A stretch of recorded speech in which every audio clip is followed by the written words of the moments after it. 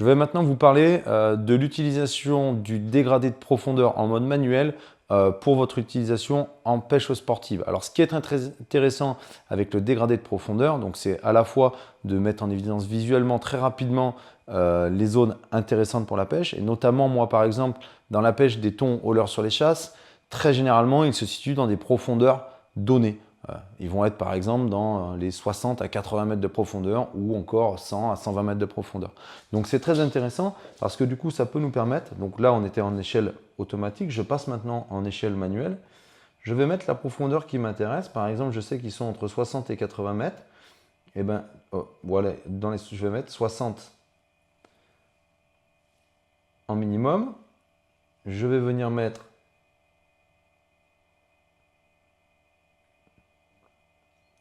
80 mètres en profondeur maximum. Et donc du coup, allez, je vais laisser 90 mètres.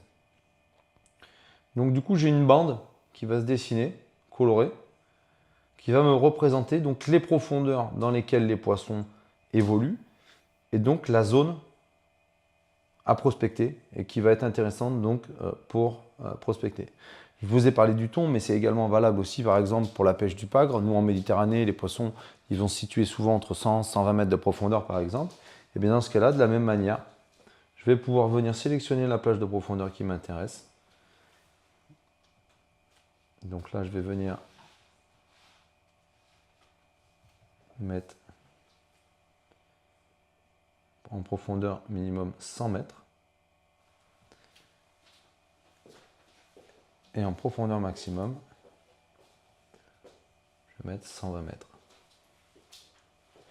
Et là, encore une fois, je vais pouvoir mettre en évidence toute la zone qui m'intéresse pour venir rechercher, par exemple, dans ce cadre-là, cette espèce en particulier, parce que je sais qu'elle va être plutôt dans ces profondeurs-là, par exemple.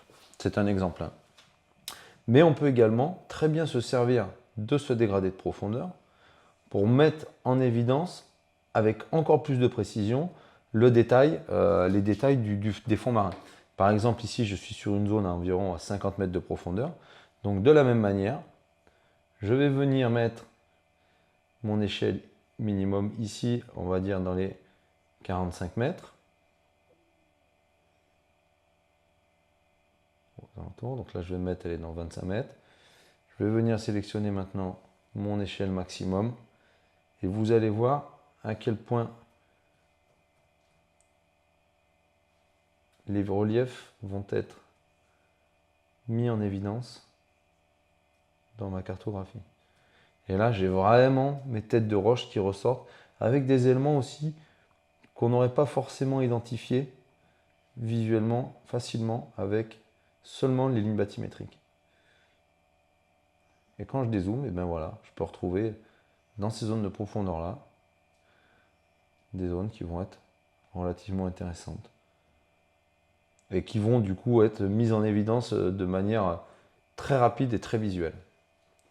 Voilà pour l'utilisation du dégradé de profondeur en mode manuel avec les nouvelles cartes Bathyvision.